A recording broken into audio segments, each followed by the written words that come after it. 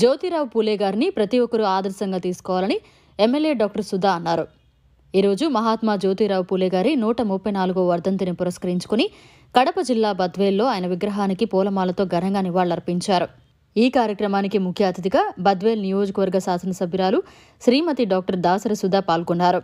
ఈ సందర్భంగా ఆమె మాట్లాడుతూ భారతదేశంలో మహిళా అభ్యున్నతికి కృషి చేసిన గొప్ప సంఘ సంస్కర్త పూలే అని, అదేవిధంగా భారతదేశంలో తొలిసారిగా బాలికల విద్య కోసం పాఠశాల స్థాపించారని, అణగారిన వర్గాల కోసం పోరాడారని, సమాజ స్థాపన కోసం కృషి చేసిన గొప్ప వ్యక్తి అని కొనియాడారు.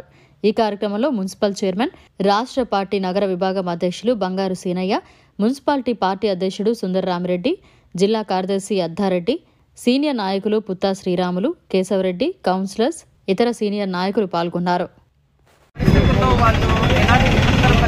ఆయన చూసి ఆయన మనసు చేసి మెయిన్గా ఈ వర్ణ వివక్షకు అగేనెస్ట్గా ఆయన పోరాటం చేయటము, దళితులు వాళ్ళు పడుతున్న శ్రమను ఆయన గమనించి వాళ్ళ అప్లిఫ్ట్మెంట్ కోసం పనిచేయడమే కాకుండా అన్నిటికంటే ముఖ్యంగా మనమందరం కూడా సంస్కరించుకోవడం ఏంటంటే ఆ మహిళలకు కూడా విద్య ఇవ్వాలా, వాళ్ళకు కూడా మంచి జీవితం కల్పించాలంటే విద్య అవసరమని స్వయాన తన భార్యకు చదువు చెప్పించి తర్వాత దేశంలోనే ప్రధానంగా ఉమెన్కి స్కూల్స్ ఎడ్యుకేషన్ అనేది ఎస్టాబ్లిష్ చేయడమే కాకుండా అగ్రవర్ణాల్లో కూడా ఉన్న మహిళా బాధితుల కోసం స్పెషల్గా షెల్టర్ రూమ్స్ నిర్మించడం కానీ ఇలా ఎంతో ఉన్నతమైన ఆలోచనలతో ఆయన అప్పటి సమాజానికి ఒక దిశానిర్దేశించి ఒక రిఫార్మర్గా ఆయన నిలిచిన విధానం మనమంతా కూడా ఖచ్చితంగా గుర్తు చేసుకోవాలా, కొనియాడాలా.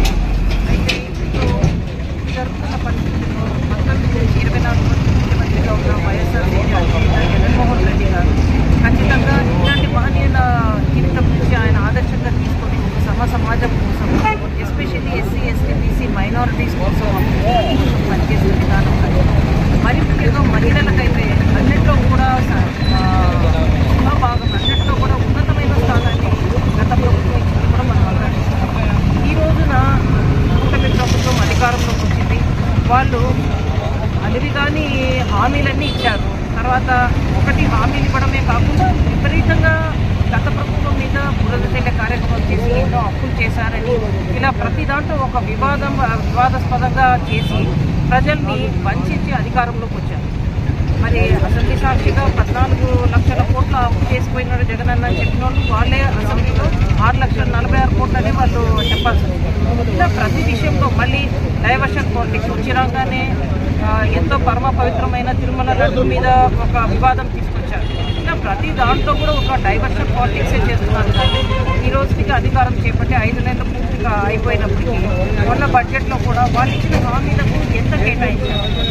రోజు మహిళల గురించి మాట్లాడితే ఎందుకంటే మహనీయుడు జ్యోతిరావు పూలే మహిళల అభివృద్ధి కోసం ఎంతో పట్టుకుంటారు. మహిళలకి ఎన్నో స్కీమ్స్ ప్రకటించారు ఈ ప్రభుత్వం. మరి వాళ్ళు బడ్జెట్లో ఎంత కేటాయించారు ఇది కూడా వాళ్ళు చిత్తశుద్ధితో ఆలోచించాలి. కేవలం మహిళల ఆర్థికత కోసమే కాదు, మహిళల పట్ల జరుగుతున్న ఈ అఘాయిత్యాలు కానీ మహిళల భద్రత కోసం కానీ ప్రతి విషయంలో కూడా ఈ ప్రభుత్వం ఏదైతే ప్రజలకు హామీ ఇచ్చారో వాటన్నిటినీ కూడా వాళ్ళు నెరవేర్చాలి. ఆ దిశగానే వాళ్ళ ప్రజల పక్షాన్ని నిలబడి వైసీపీ